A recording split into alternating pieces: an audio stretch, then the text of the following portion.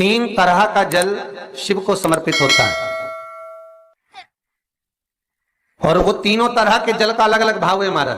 पहला जल सादा, घर से पानी लेकर गए, जल लेकर गए, शंकर को चढ़ाया, वो हमने घर का अपना एड्रेस बता दिया, भगवान शिव को जल चढ़ाकर अपने आनंद के लिए शंकर से कुछ प्राप्त कर लिया। दूसरा जल, जल के कलश में थोड़ा सा इत्र डालकर शंकर को जब समर्पित करते हैं तो महाराज घर में अगर कोई व्यक्ति बहुत रोगीला है, बहुत रोगीला, एक शिव महापुराण में, स्कंद पुराण में, नर्मदा पुराण में, भविष्य पुराण में, अग्नि पुराण में, नारद पुराण में, बरहा पुराण में, वामन पुराण में जितनी चीजें लिखी गई है एक एक प्रैक्टिकल कर देखो तो शिव महापुराण, स्कंद पुराण का ये भाव याद करिए कि एक लोटे पानी में इत्र मिलाकर, जल में इत्र मिलाकर, बहुत रोगीला व्यक्ति, बहुत बीमार व्यक्ति है, एक लोटा पानी उसका हाथ का स्पर्श कराकर शंकर को चढ़ाना प्रारंभ कर दीजिए। महाराज केवल 5 या 7 दिन चढ़ाओ और वो 7 दिन के बाद में उस बीमार व्यक्ति का क्रम देखिए कि उसमें कितना आराम लगा है। औषधि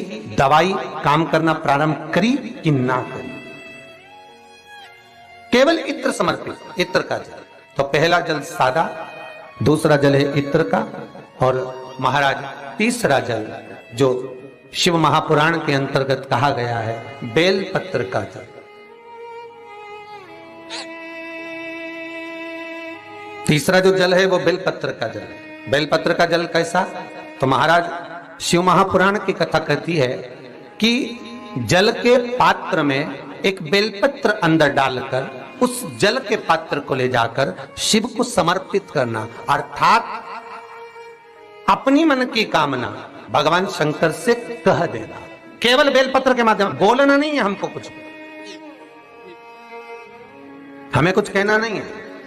3 तरह का जल का जो व्याख्यान वर्णन किया गया, एक सादा जल जो भगवान को कहा, आपने अपना एड्रेस बता दिया, आपने अपने मन का भाव बता दिया। इत्र का जो जल चढ़ाया गया वो केवल रोग मुक्ति के लिए चढ़ाया गया। और तीसरा बेलपत्र, अगर उस जल में एक बेलपत्र भी पड़ी हुई है और वो बेलपत्र पड़ा